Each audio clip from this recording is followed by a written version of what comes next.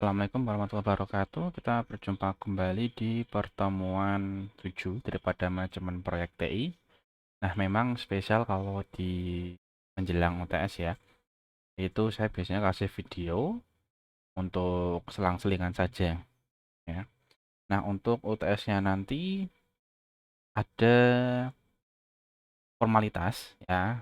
Jadi tetap kumpulin laporan seperti yang saya sudah instruksikan plus ditambah kuis formalitas saja ya, menjawab soal formalitas untuk UTS-nya ya. Soalnya nggak banyak-banyak, paling satu dua saja sebagai formalitas saja, tapi tetap intinya penilaiannya ada di laporannya nanti. Nah, hari ini saya ingin melanjutkan sedikit mengenai SDLC, cuma nanti saya akan fokusnya ke pembuatan softwarenya ya, SDLC-nya ya. Nah, dalam SDLC ada beberapa tahapan seperti analisis dan desain, yang dimana kita dituntut untuk menganalisis apa yang diperlukan di proyek tersebut.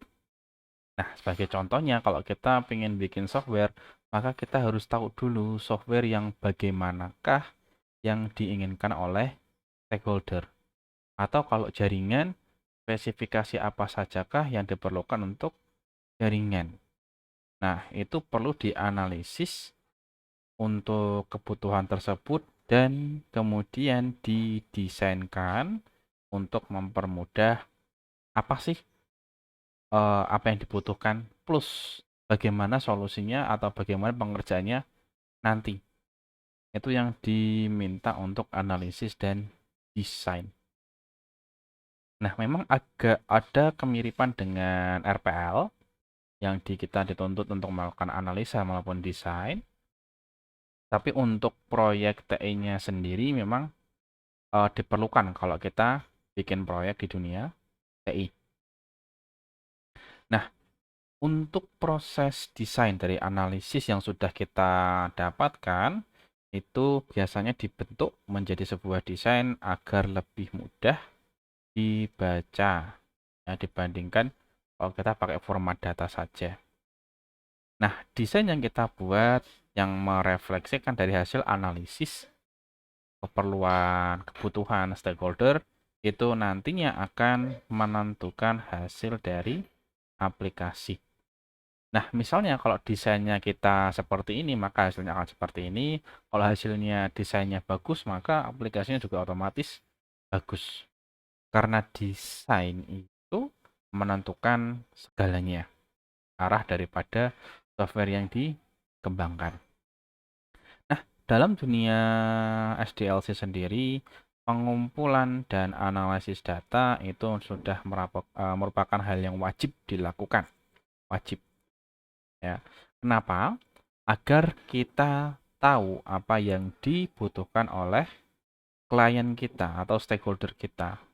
Ya, jangan pernah bikin software yang sesuai dengan keinginan kita. Itu salah. Bikin software yang benar adalah melihat kebutuhan klien dengan cara mendapatkan data dari klien. Ya, mendapatkan data dari klien. Kamu meminta apa? Software kayak gimana? Tolong dibikin jelasnya apa? Fungsinya apa? Ya, dibuat di mana? Di HP, di web atau gimana? Itu harus diberi penjelasan. Tidak boleh terlalu sederhana ya, harus detail. Itu memang kewajiban dari analisis data, pengumpulan data.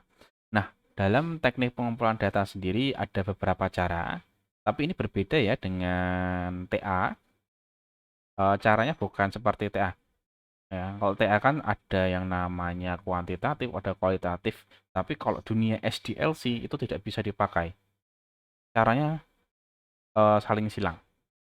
Ya, makanya untuk pembuatan software biasanya memang itu menggunakan wawancara atau survei untuk melihat kebutuhan dari usernya langsung. Ya, dia minta apa? A, B, atau C?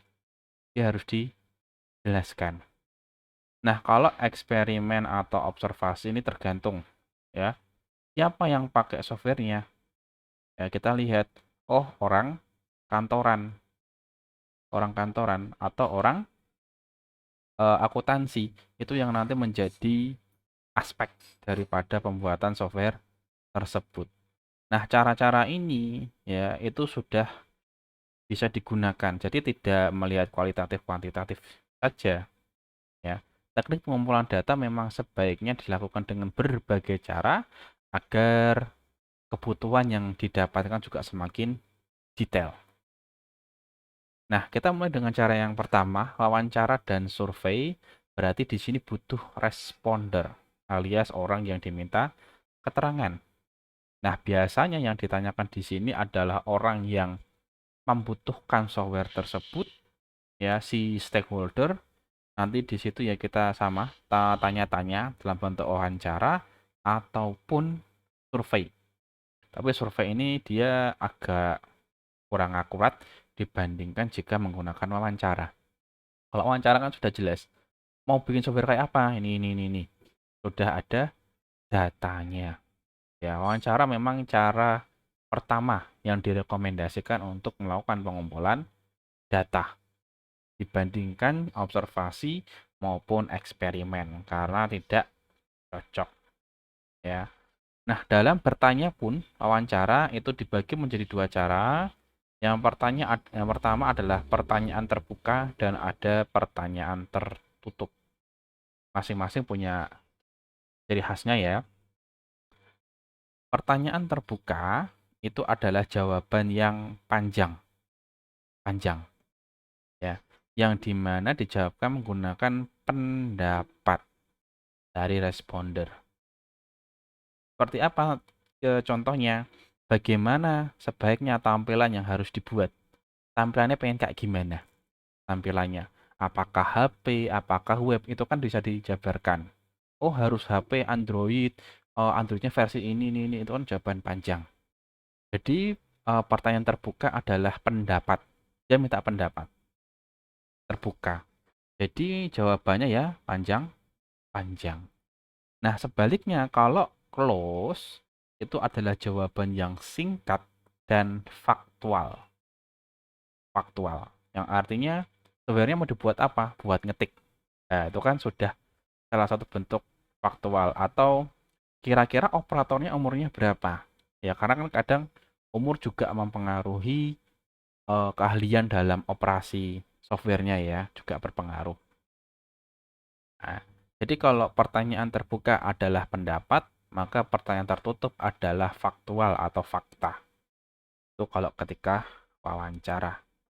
Nah, sedangkan kalau eksperimen atau observasi itu adalah mengamati objek atau orang yang memerlukan software tersebut. Nah, biasanya dari kedua ini yang dilihat adalah eksperimen itu semuanya adalah settingan, sudah diatur. Sedangkan observasi adalah apa adanya. Ya.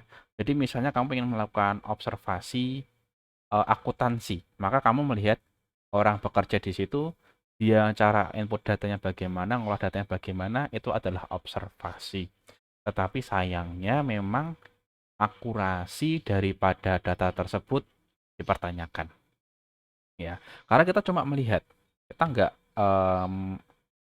mengulik lebih dalam apa yang dibutuhkan. Ya. Nah, dari semua pengumpulan data itu kemudian dianalisis untuk mendapatkan ringkasan dari data yang diperoleh.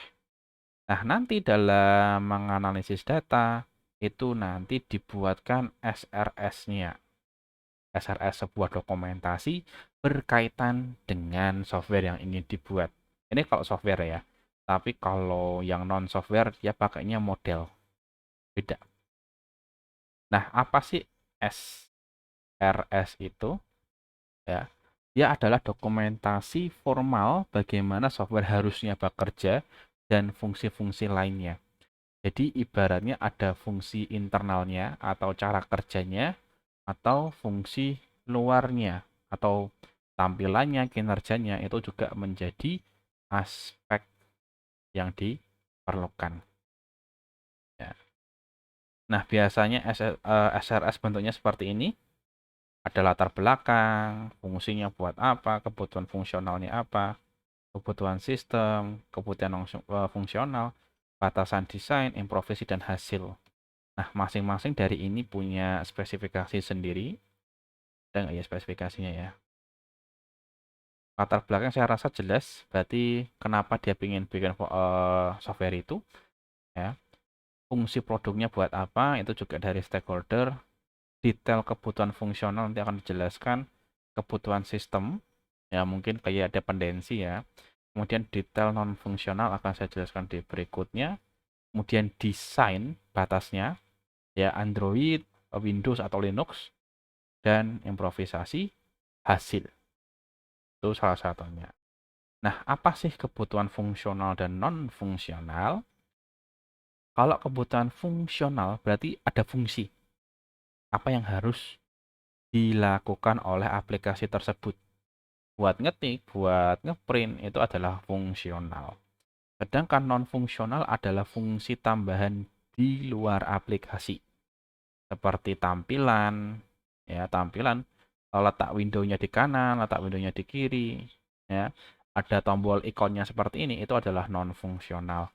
Keamanan juga non-fungsional, kinerja juga non-fungsional yang di dalam jalan.